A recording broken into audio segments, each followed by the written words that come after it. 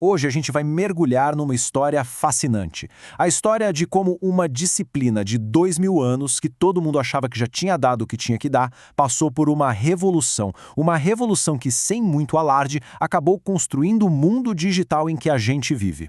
Imagina só, em 1787, um dos maiores filósofos de todos os tempos, Immanuel Kant, basicamente decretou o fim da lógica. Para ele, era uma doutrina completa e fechada. E olha, ele não estava sozinho nessa. Por mais de 2 milênios, a lógica de Aristóteles era a lógica. Ponto final. A ideia era que não havia mais nada a ser descoberto. E é aí que a nossa história fica interessante e nos leva à grande questão. Se todo mundo, por tanto tempo, acreditava que a lógica era uma ciência acabada, como é que, de repente, o século XX se tornou o período mais revolucionário de toda a sua história? É esse mistério que a gente vai desvendar agora. Para entender essa reviravolta, primeiro a gente precisa voltar lá no comecinho. E quando o assunto é lógica, tudo começa com um nome de peso: Aristóteles. É até difícil colocar em palavras o tamanho da influência de Aristóteles na lógica. O sistema dele não foi apenas influente, ele foi, por mais de 2 milênios, o único sistema. Foi a base, o alicerce sobre o qual todo o pensamento ocidental foi construído. E o coração da lógica de Aristóteles é o famoso silogismo. A ideia é, na verdade, bem simples. Se a gente tem duas informações verdadeiras, as premissas, a gente pode chegar a uma conclusão que é necessariamente verdadeira também. Sabe aquele exemplo clássico? Todos os humanos são mortais. Sócrates é humano. Logo, Sócrates é mortal. Era um sistema poderosíssimo para analisar se um argumento era válido ou não. E por tanto tempo, esse sistema pareceu tão completo, tão perfeito, que a ideia de que a lógica pudesse evoluir era quase impensável. Era vista como uma ciência resolvida. Olhando para trás hoje, a gente vê que a visão do Kant só quase cômica, né? É como aquela famosa previsão do presidente da IBM lá em 1943 de que o mundo inteiro só precisaria de uns 5 computadores.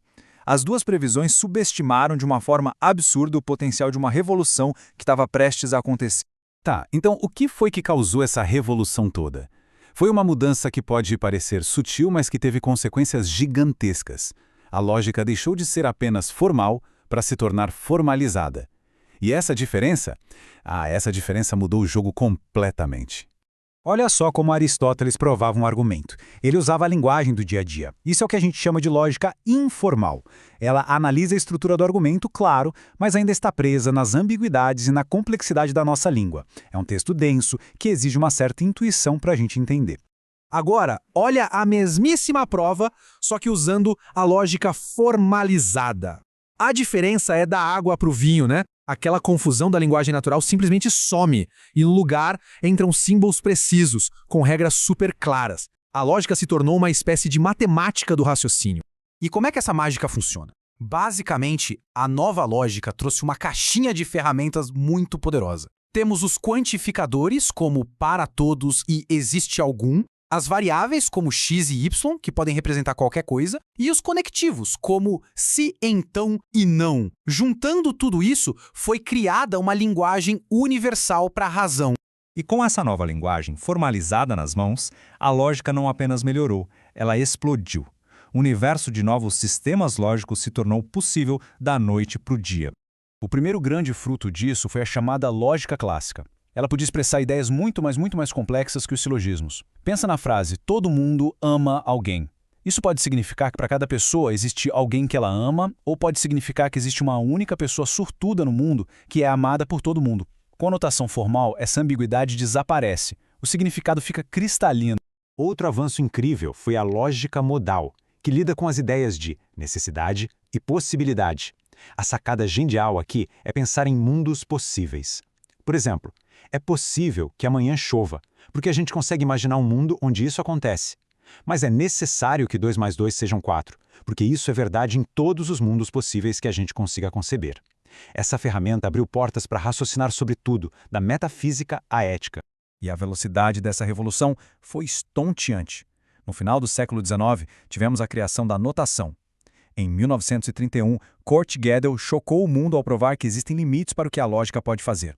E nos anos 50, um adolescente, Saul Kripke, revolucionou a lógica modal com apenas 16 anos. Foi uma verdadeira era de ouro.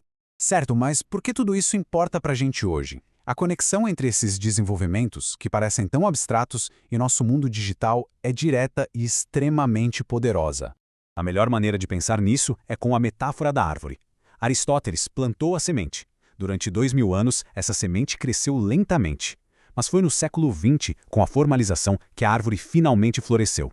E os frutos dessa árvore são os circuitos lógicos, os algoritmos e a inteligência artificial que definem a nossa era. Cada linha de código de programação é uma descendente direta dessa revolução. E isso nos deixa com uma pergunta para o futuro. O século XX transformou a lógica de uma doutrina antiga na força que move a tecnologia moderna.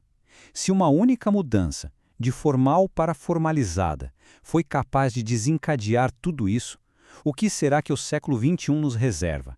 Que novas formas de raciocínio e que novas tecnologias essa disciplina milenar ainda vai nos dar? O próximo capítulo da História da Lógica já está sendo escrito.